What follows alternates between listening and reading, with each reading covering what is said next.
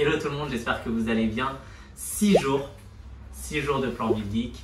On vous invite déjà, si ce n'est pas fait, à aller voir les autres. Mais en tout cas, on va enchaîner direct parce que là, on a du lourd encore une fois. Priska, c'est quoi qu'on va découvrir aujourd'hui? Alors aujourd'hui, le titre du 6e jour du plan de lecture, c'est « Un cœur pour mon royaume ou son royaume ?»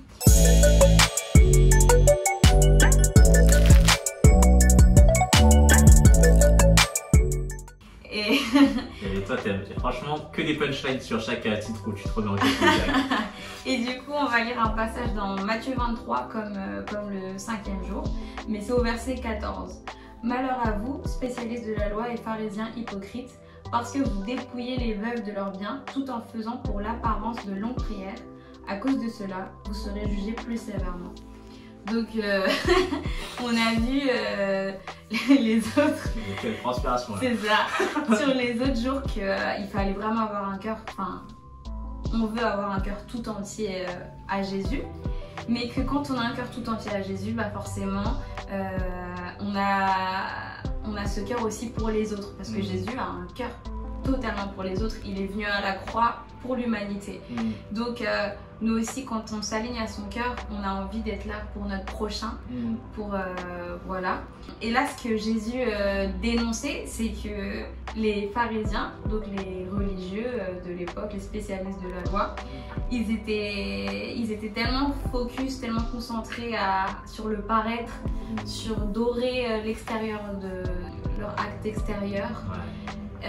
Qu'ils en oubliaient l'important que Dieu leur avait confié, c'est qu'il y a un troupeau juste devant eux et que Dieu les a assignés comme bergers, c'était les pharisiens, mais qu'ils étaient tellement concentrés sur eux-mêmes, égocentriques, qu'ils en ont oublié ce pourquoi Dieu leur a demandé d'être là, d'être pour les gens, là pour les gens, de prendre soin des gens. Et dans Jacques 1 verset 27, il est écrit « La religion pure et sans tache devant Dieu notre Père consiste à s'occuper des orphelins et des veuves dans leur détresse et à ne pas se laisser souiller par le monde. » Et du coup, encore une fois, on voit que la vraie religion qui importe, c'est vraiment d'être là pour d'aimer Dieu forcément, mais d'être là aussi pour notre prochain.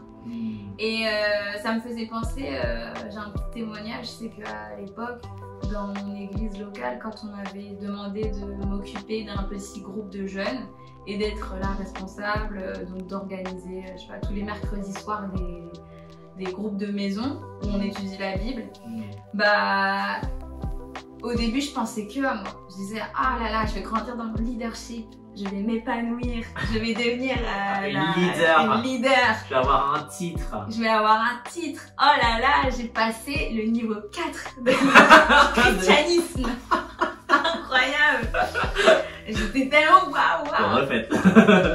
Et je passe à côté, je manque la cible. Je passe à côté que je suis pas là pour moi, je suis là pour servir les gens, à ma capacité, à ce que Dieu me dit de faire pour eux. Donc, et ça peut être tellement simple de dévier, tu as juste envie de... Tu sais, la société c'est très moi, et parfois pour un équilibre, il faut penser à soi. Mais là, en l'occurrence, ne pas oublier qu'on est là aussi pour aimer notre prochain. Bien sûr, toujours aimer Jésus, cet amour et l'amour du prochain, l'amour qu'on a pour Jésus, ça va découler dans notre amour pour les autres. Mais voilà, ne pas oublier ça. Et voilà quoi. C'est lourd, non, c'est génial parce que en fait, c'est si on revient à la source, j'aime trop quand tu dis que le reste va découler, quoi. Et quand on parle de source, moi j'aime bien cette image de, tu sais, un peu la source pour moi c'est quelque chose qui ne s'arrête jamais. Tu vois, ça découle quoi, ça s'arrête pas. C'est comme, comment ça s'appelle ça, les cascades, comment ça s'appelle ça déjà?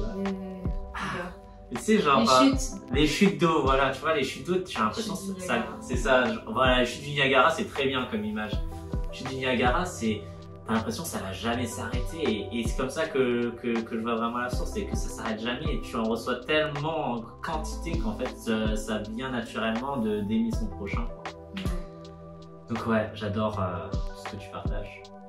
Et on va prier clairement pour cette fin de journée. Seigneur, merci vraiment pour pour ce 6e jour, Seigneur. Je te prie vraiment qu'aujourd'hui, dans le nom puissant de Jésus, une fois qu'on a vu cette vidéo, Seigneur, on puisse comprendre la mission que l'on a, c'est aussi d'aimer notre prochain, Papa. Je te prie vraiment que dans le nom puissant de Jésus, on puisse avoir tellement de toi que cela puisse se sentir, qu'on puisse avoir cette tension de juste que les gens sentent vraiment qu'on aime en fait tout simplement les gens dans notre façon de faire, dans notre façon de penser, dans notre façon d'agir, Seigneur, que ce soit pas hypocrite, mais que ce soit de la source, Seigneur, que tu prennes notre cœur et que dans le nom puissant de Jésus, en tout cas, Papa, on ne puisse pas faire des actes hypocrites, mais des actes de toi, Papa, de ton royaume. Dans le nom puissant de Jésus, j'ai prié et toute la famille dit et les abonnés disent Amen.